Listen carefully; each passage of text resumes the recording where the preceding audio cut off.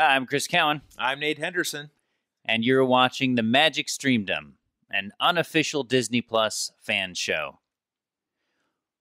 We just watched The Mandalorian, Episode 1. What did you think? I really liked it. Oh, really? I did. Oh. Did you not? It was a snooze fest. No, I'm kidding. It was amazing, of course. It was amazing. It was It amazing. was man, it just moved. Like it just moved. There wasn't any part of it I think that felt slow. Are we doing spoilers? Are we going to do the first part spoiler free and then Let's do initial reactions, Yeah, and then we'll it's going to be hard to discuss it without getting into spoilers. Let's just talk about did it feel like Star Wars? Yeah, but it seemed like a grittier version of Star Wars, which I liked. Okay, yeah. This felt like a Western in space. I mean, which I love. I love Westerns that kind of take this approach and this sort of feel. And the fact that now that just has Star Wars lore involved, I'm all for. It's really great. To me, it very much captured the feel of the original trilogy, which it takes place immediately after the original trilogy. It takes place after the Empire has fallen, right? Return of the Jedi. Yeah.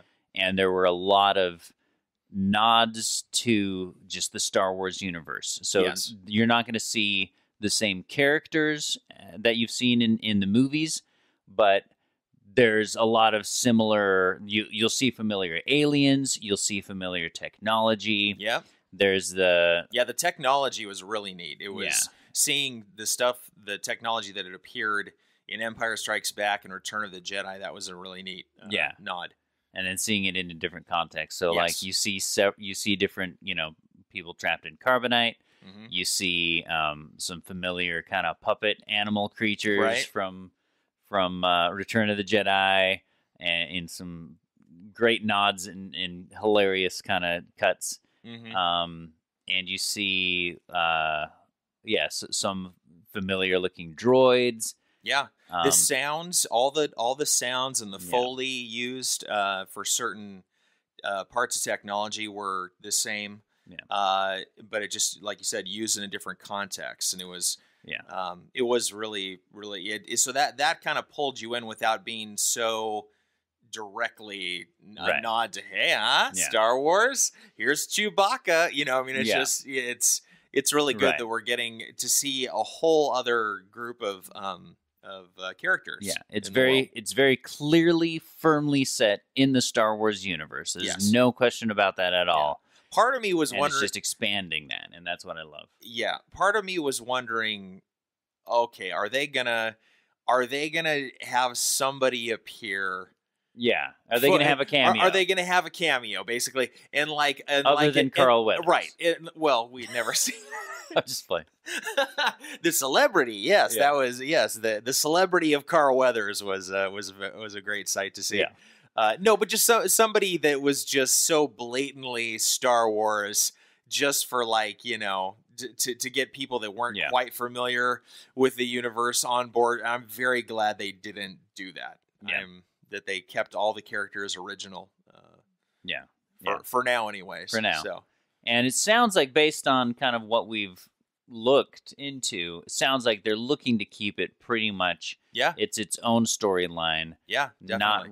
Not going to really overlap or tie in with the other movies, other than just this is the point in time it takes place, is between Return of the Jedi and Force Awakens, which is good because there's in terms of how the universe responded to the fallout of the Empire falling in Return of the Jedi, and how it rebuilds and all that. It's great that maybe they'll fill in some of those blanks and that's what I love. That's what I love so much too about Rogue One when that came out, because it was seeing a whole other story that tied into the main trilogy. Yeah. But you got to just kind of see how things kind of formulated, and that's exactly right. You get to see what were the effects Because I think the time from Jedi to Force Awakens, it was like 30 years, right? I mean, it's supposed to be like 30 years. So, man, they've got just this huge wealth of possibilities and directions to go and characters to do. So, really, really great idea. Characters, really, and that was another thing that felt very Star Wars, was some of the characters they introduced. Right. Had that very Star Wars-y kind of quirkiness that you love from movies like Return of the Jedi, and and just like there's some excellent characters already in the first episode. Yeah. So this episode written by Jon Favreau. Yeah. Who just did a great job. I know he was obviously. The whole concept, I think, was created by him, according to the credits. But, he's listed as the creator of the series. And I know he didn't direct the first episode, but I am hoping that he directs some in the near future, because he did write the first episode. Yes. So I love everything Jon Favreau does. So I'm super stoked to see where this goes. I know it's in good hands, and it's already off to a fantastic start. Definitely. Yeah, no, it's and they had some good appearances by celebrity. Well, I mean, celebrity actors. You have Werner Herzog in there, who is a great director, but he also does a wonderful job acting. He just kind of fit that whole underground. What would you call it? I mean, it's a guild. Obviously, it's the Bounty Hunters Guild. Yeah, but he plays fit that kind of shady character kind of vibe. Yeah. So, do we want to get into any specifics? Yeah. Okay. Let's get into spoilers. So, if you haven't seen it yet, see it, and then come back and watch the rest of this episode. So, okay, spoilers. Let's talk a little bit about the story. So, what's the kind of basic premise of this episode? Right. Well, I mean, he's a Mandalorian. We don't actually, hear his name, I don't think, right? In this first episode. Yeah, we don't hear it at all. We only know he's a Mandalorian. Known as the Mandalorian, which is a group of it's a nationality, people. Basically, isn't it? It's and they're known to be bounty hunters. Right. Very fierce. They're very their reputation precedes them. Yes, yeah. And one of the coolest things of this episode was him visiting his group, or at least a section of it, which was really awesome, because you never see more than one Mandalorian in one scene ever in Star Wars. So the fact that there was this whole underground group of them, and talked to he was interacting with somebody who was obviously a female. And was a blacksmith, a Mandalorian blacksmith. And so that's what they're known for. They're known for their besides the bounty hunting skills and everything, their armor is second to none. It's I kind of equate it to the the Captain America adamantium? Vibranium. What am I thinking? Adamantium. What's that from? Wolverine. Thank you. Yes. Yeah. But I mean, just kind of like this specialty metal type stuff. Yeah. And so it was really neat seeing the because you wonder, why is he so interested in this form of payment that's just this solid metal, almost credit card sized brick, and it's so cool, because then you see how the Mandalorians use whatever, I forget the name of the metal it is, but how they use that to craft their armor. Yeah. And he earned himself a nice little shoulder pad, but which was really cool. Yeah. And she even said, like, I think this can be used for other pieces of armor. So I don't think it takes a lot. I think they mix it with stuff, and then it becomes one of the strongest pieces of armor ever. Yeah. So it's in the Star Wars canon why Boba Fett was able to survive the Sarlacc pit. Right. Because the Sarlacc pit essentially just kind of digested his armor, but he was able to get out because his armor was so strong, and it couldn't, he was horribly burned. But other than that, it was Boba Fett that's lives. That's for the ultra nerds with the books and stuff. So that's what I was going to ask you was I've never read any of the Star Wars books because I don't read books. No, but you read more books than I do. I don't know. I just chose very select books growing up. That's my problem. Yeah. But so as someone who's read the books and so has probably a greater knowledge of kind of Star Wars lore, was there anything that stood out to you in terms of kind of the universe beyond the movies? Well, I don't. It's been so long since I read them, and so I need to really kind of familiarize myself more with some of the characters and the creatures and stuff like that.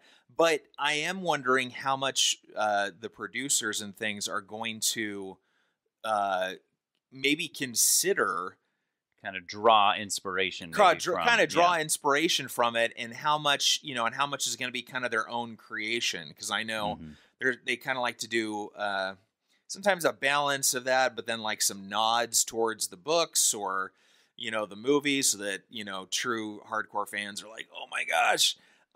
What I can't help but wonder is if they really do start exploring some of the Star Wars canon found in the books, what if Boba Fett eventually came into the scene?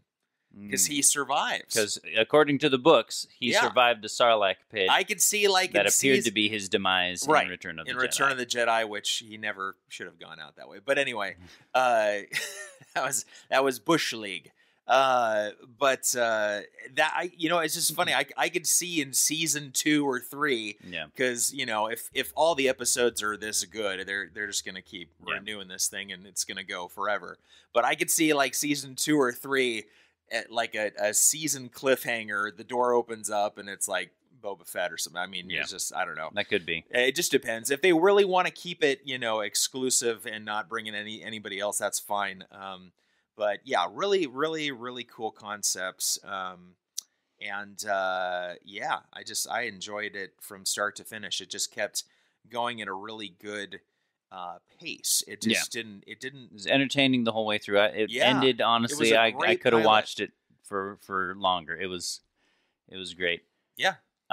So two things I want to talk about. One is he wears his helmet the entire time, which I feel like could be potentially very limiting. They do a good job, I think, of exploring the character. They give you some of his background, where it turns out he was a foundling, an orphan, growing up, and so he has sympathy, and he's got a kind heart towards other foundlings. Apparently, they touch on that.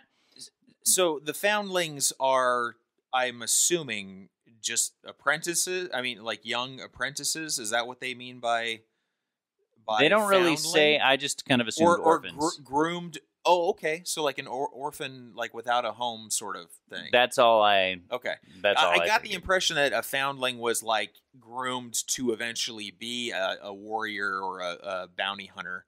I'm not sure. I don't know if it was like the Jedi equivalent of a youngling. Yeah. Like they've got certain potential or something. Anyway. Yes, I'm sorry, continue. No, so they do a pretty good job, considering, like, I feel like wearing a mask the entire time is pretty limiting in terms of character building, but I was impressed with how they were able to kind of, they're able to, even though you never see emotion on his face, they do a good job of just building his character. Despite that, you can see he's a fair business person when it comes to his dealings. Yes, he's a bounty hunter, and that's his job. But they definitely did several nods to just like, hey, he's got some heart. He's a likable guy. Well, yeah, I mean, especially at the ending, as well. Yeah. Which there's a reason that he kind of, I don't want to say disobeyed, though. That's the thing that I couldn't quite understand. Did I miss at the end why? And again, spoilers, but the droid, the bounty droid, the droid was under the impression that he had gotten orders to destroy the target and not bring it. But Werner Herzog's character had said, well, I guess his preferably scientist alive or something yeah. had said preferably alive, but Werner Herzog just said, well, yeah, but if you have proof of, so the bounty hunter droid had gotten different orders. I think, so I obviously wasn't willing to. Maybe the droid had been hired by someone else. Right.